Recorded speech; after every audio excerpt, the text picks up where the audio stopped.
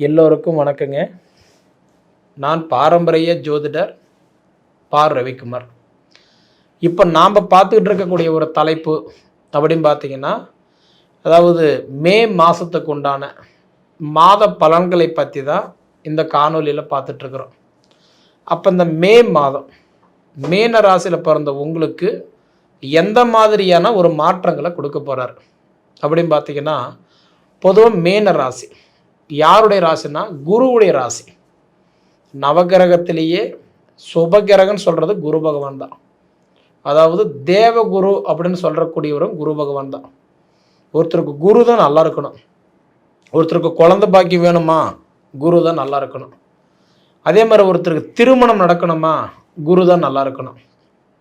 எப்பயுமே ஒவ்வொரு கிரகம் ஒவ்வொரு வேலை செய்யும். குருவுடைய வேலை என்ன?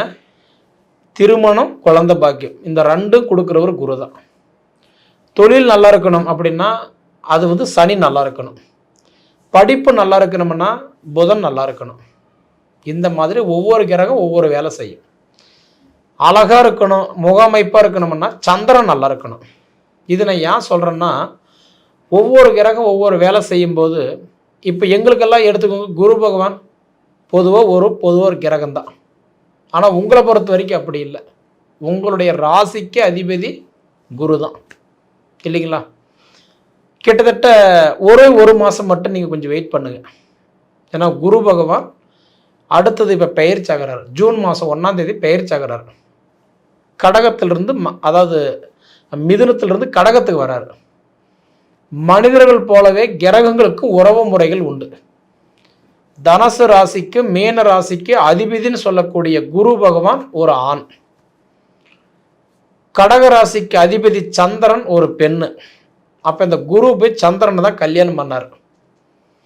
இவங்க 2 பேர்த்துக்கு பிறந்த குழந்தை தான் மிதுன ராசிக்கும் அதாவது கன்னி ராசிக்கு அதிபதி புதன் தான் இவங்களுடைய வாரிசு. இதை நான் ஏன் இந்த உறவு முறை சொன்னேன் அப்படின்னா, இப்போ குரு எங்கே இருக்கிறாருன்னா தன்னுடைய வாரிசு வீட்டில் மிதுன ராசியில் இருக்கார். மிதுன ராசியில் இருக்கக்கூடிய குரு பகவான் கடக ராசிக்கு தன்னுடைய மனைவி வீட்டுக்கு அடுத்தது பெயர்ச்சகரார். குரு பகவான் பார்த்தீங்கன்னா கடக ராசியில் தான் உச்சம் அடைவார், மகரத்தில் தான் நீச்சம் அடைவார். உச்சம்னா என்ன, நீச்சம்னா என்ன? உச்சம்னா அதிர்ஷ்டம்.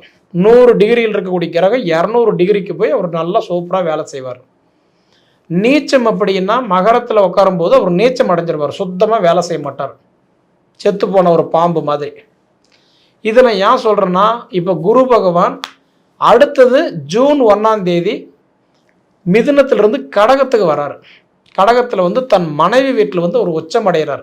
இது எப்படின்னா, வெளிநாடு போன வீட்டுக்காரரு சம்பாரிச்சுக்கிட்டு வீட்டுக்கு குடும்பத்தோடு சேரக்கூடிய ஒரு தருணம் எப்படியோ அந்த மாதிரி, சரிங்களா? அப்போ கை நிறைய சம்பாரிச்சுட்டு வீட்டுக்கு தன்னோட வீட்டில் உட்கார்றாரு, மனைவி வீட்டில் உட்கார்றாரு. அப்போ உச்சம் அடைஞ்சு 3 ராசிக்கு நல்லது பண்ணுவார். விருச்சக ராசி 5வது ராசிக்கும், 7வது மகர ராசிக்கும், 9வது உங்கள் மேன ராசிக்கும் குரு பகவான் சூப்பராக வேலை செய்ப்பார். நீங்கள் எழுதி வச்சுக்கோங்க, மீன ராசிக்காரங்களுக்கு இப்போ நடக்கிறது 7.5 சனி தான். நான் இல்லைன்னு நல்லா சொல்ல முடியாது. 7.5லேயே அது மோசமான 7.5 ஜென்ம சனி. முன்னோர்கள் ஒரு வார்த்தை சொல்லுவாங்க, எங்கள் பெரியவங்களெல்லாம் முன்னோர்கள் சொல்லுவாங்க அடிக்கடி. என்ன சொல்லுவாருன்னா, ஜென்மத்தில் வந்த சனி செருப்பால் அடித்தாலும் போகாதுப்பான்பாங்க. ஜென்மத்தில் சனி இருக்கிறாரு, சிரமம்தான், நான் இல்லைன்னு சொல்லலை. ஆனால் இந்த ஜென்ம சனியாக ஒரு பக்கம் இருந்தாலும் உங்கள் வீட்டுக்கே அதிபதி குரு பகவானே உங்கள் ராசியை பார்க்குறாரு. பார்த்தீங்களா, அற்புதமான வாய்ப்பு. காய்ச்ச மரம் தான் கல்லடி படும். 4 பழங்கள் பழுத்து தொங்குனாதான் பார்க்குறவங்க 4 பேர் கல் எடுத்து அடிக்க செய்வாங்க. அந்த மாதிரி 4 கமாண்ட் உங்களுக்கு வருது அப்படின்னா நீங்கள் வளர்ந்துட்டீங்கன்னு அர்த்தம். 4 பேர் ஒரு 4 சொல்கிறாங்க அப்படின்னா நீங்கள் வளர்றீங்கன்னு அர்த்தம். அப்போ மீன ராசிக்காரங்களுடைய நிலைமை யார் பார்த்தாலும் இப்போ ஐயோ பாவமே அப்படின்னு சொல்கிறவங்க நாளைக்கு அவருக்கு என்னப்பா அப்படின்னு சொல்கிற அளவுக்கு நீங்கள் வாழ போகிறீங்க. இந்த குரு பகவான் கடகத்துக்கு அது உச்சமடைஞ்சு உங்கள் ராசி பார்க்குற தருணம் இருக்குது. பார்த்தீங்களா, சூப்பராக இருக்க போகிறீங்க. இது உங்களுக்கு முதல் வெற்றி, சரிங்களா? அடுத்தது செவ்வாய் பகவான் இப்போ உங்கள் ராசியில் தான் இருக்கிறாரு. ஜென்மத்தில் நம்ம என்ன சொன்ன, ஜென்மத்தில் வந்த கிரகம் செருப்பால் அடித்தாலும் போவாதும்பாங்க. செவ்வாய் பகவான் எங்கே இருக்கிறார்? உங்கள் ராசியில் தான் இருக்கிறார். அப்போ அந்த செவ்வாய் 11ஆம் தேதி அன்னைக்கு உங்கள் ராசியிலிருந்து அவர் தன்னோட சொந்த ராசிக்கு மேச ராசிக்கு மாறுறாரு, ஆட்சி உட்கார்றாரு. இதில் எல்லாமே உங்களுக்கு ஃபேவராக இருக்குதுங்க. குரு மனைவி வீட்டில் உக்காந்து தன் சொந்த ராசி பார்க்கறது ஒரு அற்புதமான வாய்ப்பு. செவ்வாய் பகவான் உங்கள் ராசியில் இருக்கக்கூடிய செவ்வாய் அடுத்தது தன் சொந்த வீட்டுக்கே மாறுறாரு 11ஆம் தேதி. மேச ராசியில் போய் உக்காந்துட்டார் அப்படின்னா, அதாவது அதுக்கு மேலே தனஸ்தானத்தில் போய் செவ்வாய் உக்காந்தாருன்னா நிச்சயமாக அந்த கடன் பிரச்சனை, குடும்ப பிரச்சனை, வேலை பறி போனவங்களுக்கு இந்த குழப்பம் இதெல்லாமே சரியாகும். ஏதோ ஒரு வகையில் நல்ல மாற்றங்கள் கொடுக்கும். அடுத்தது பார்த்தீங்க அப்படின்னா உங்களுக்கு சுக்கிரன் பாருங்கள், உங்களுக்கு இப்போ எங்கே இருக்கிறாருன்னா தைரியஸ்தானத்தில் உட்காந்துருக்கிறாரு, தன்னோட சொந்த வீட்டில் உட்காந்துருக்கிறாரு. 14ஆம் தேதி வரைக்கும் சுக்கிரன் தன் சொந்த வீட்டில் தான் இருப்பார். சுக்கிரன் தன் சொந்த வீட்டில் இருந்துட்டாவே இந்த வண்டி எடுக்கிறது, காரு எடுக்கிறது, வண்டி வாகனம் மாற்றுறது, இடம் வாங்குறது, கிரையம் பண்ணுறது, இந்த மாதிரி சமாச்சாரமெல்லாம் கண்டிப்பாக நடக்கும். ஆனால் எங்கே போய் கேட்டாலும் என்ன சொல்லுவாங்கன்னா, மீனராசிக்கு 7.5 சனி இதெல்லாம் வாங்கக்கூடாதுங்க அப்படின்னு சொல்லுவாங்க. ஆனால் அப்படி கிடையாதுங்க. அவங்களுடைய விதி நல்லா இருந்துருச்சுன்னா கண்டிப்பாக வாங்கலாம். சரிங்களா? அதுக்காக இப்போ மீனராசிக்காரங்க 15 கோடி பேர் இருக்கிறாங்கன்னா 15 கோடி பேருமே வாங்கக்கூடாது அப்படின்னா இது சாத்தியமாகுமா? கிடையாது. அப்படி பார்த்தீங்கன்னா மீனராசிக்கு அசையும் சொத்து, அசையா சொத்துக்கள் உங்கள் ஜாதகம் நல்லா இருந்துருச்சுன்னா நிச்சயமாக சொல்கிறேன் இந்த மாதம் நீங்கள் வாங்குவீங்க. சரிங்களா? அடுத்தது பார்த்துட்டிங்க அப்படின்னா உங்களுக்கு கரெக்டாக இப்போ உங்களோட ராசிக்கு 2ஆம் இடத்துல சூரியனும் புதனும் உட்காந்துருக்கிற தருணம் அற்புதமான வாய்ப்பு. ஏன்னா உங்களுக்கு 2ஆம் இடம் தனஸ்தானத்துக்கு அதிபதி யாருன்னா செவ்வாய். அந்த தனஸ்தானம் மேசராசி. மேச ராசியில் தான் சூரியனும் அது போக உங்களுக்கு பார்த்தீங்கன்னா புதனும் ஆதித்ய யோகத்தில் உட்காந்துருக்கிறதுனால 15ஆம் தேதி வரைக்கும் 2 பேரும் அப்படியே கை கோத்து உட்காந்துருக்கிறாங்க 2ஆம் இடத்துல. அப்படியே 15ஆம் தேதி 2 கிரகம் அப்படியே மாறுது.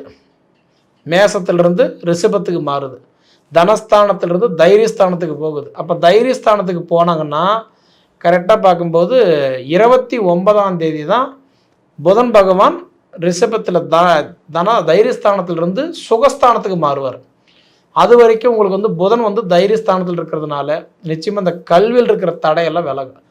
சார் நான் 2-3 டிகிரி கூட முடிச்சுட்டேங்க, 1 டிகிரி முடிச்சுட்டேன், நான் வேலைக்கு ட்ரை பண்ணுறேன், எவ்வளோ இன்டர்வியூலாம் அட்டன் பண்ணிட்டேன், எனக்கு எந்த வாய்ப்பும் கிடைக்கலைங்க அப்படின்னு சொல்கிறவங்களுக்கெல்லாம் நிச்சயமாக உங்களுக்கு வேலை வாய்ப்புகள் தேடி வரும். நான் சார் நல்லா படிச்சுட்டு ஒரு கம்பெனியில் ஒர்க் பண்ணுறேன், ஆனால் எனக்கு டெம்பரவரியாக தான் வேலை செய்கிறேங்க, எனக்கு பர்மனெண்ட்டாக இல்லைங்கன்னு சொல்கிறவங்களுக்கு பர்மனெண்ட்டாகிற வாய்ப்பு கண்டிப்பாக கிடைக்கும். சரிங்களா? அப்போ இது 2ம் போக புதன் பகவான் உங்களுக்கு தனஸ்தானத்தில் இருக்கக்கூடிய தருணத்தில் சூரியனும் இணைஞ்சிருக்கிறாரு பார்த்தீங்களா? நிச்சயமாக அதாவது அப்பா அம்மாவுடைய அனுகிரகம் கிடைக்கும், உறவுகளோட பலம் கிடைக்கும், பிரிஞ்ச உறவு கண்டிப்பாக சேரும், கருத்து வேறுபாடுனால சங்கட சலிப்பாக இருந்தால் கூட கண்டிப்பாக மாறும். மொத்தத்தில் எனக்கு தெரிஞ்சு உங்கள் குடும்பத்தில் இருக்கிற அந்த குழப்பங்கள் சரியாகும். பொறுமையாக வெயிட் பண்ணுங்கள், நிச்சயமாக நல்ல மாற்றங்கள் நீங்கள் பார்க்கலாம். எனக்கு தெரிஞ்சு 1000 கஷ்டங்கள் நீங்கள் அனுபவிச்சிங்க, நான் இல்லைன்னு சொல்லலை, ஆனால் கடல்லையே நீங்கள் தாண்டிட்டீங்க. கரையை கடக்கிறதுக்கு வெறும் 1 மாதம் குரு மாறட்டும், உங்களுக்கு நல்லது கொடுப்பார். இதனால் எனக்கு அந்த குழந்தை பாக்கியத்துக்கு நான் ட்ரீட்மெண்ட் எடுத்துகிட்டு இருக்கிறேங்க, அதாவது எடுக்கலாமுன்னு நான் இருக்கிறேங்கன்னு சொல்கிறவங்களுக்கெல்லாம் ஒரே 1 மாதம் கழித்து எடுங்க.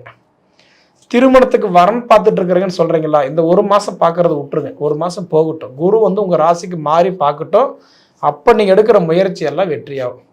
நான் தொழில் தொடங்கலான் இருக்கிறேன், தொழில் ஸ்டார்ட் பண்ணலான் இருக்கிறேன், இல்லை தொழில் நான் ஆல்ட்ரேஷன் பண்ணலான் இருக்கிறேன், இந்த மாதிரி நினைக்கிறவங்களுக்கெல்லாம் எப்படி பார்த்தாலும் எனக்கு தெரிஞ்சு குரு மாறிட்டாருனாவே உங்களுக்கு ரொம்ப ஃபேவராக வேலை செய்வார். சரிங்களா? திருமணத்துக்கு, குழந்தை பாக்கியத்துக்கு, தொழிலுக்கு, சுபகாரியங்களுக்கு எது செய்கிற மாதிரி இருந்தாலும் ஒரே 1 மாதம் வெயிட் பண்ணுங்கள். சரிங்களா? நல்லதே நடக்கும். பொறுமையாக இருங்க, அவசரப்பட வேண்டாம். அதுக்கு முன்னாடி ஒரு தடவை நம்ம ஜாதகம் நல்லா இருக்குதான்றதை மட்டும் நீங்கள் ஒரு தடவை பார்த்துக்கோங்க. சரிங்களா? இது நீங்கள் அனுபவித்து பார்த்து சொல்லுங்கள். நன்றி.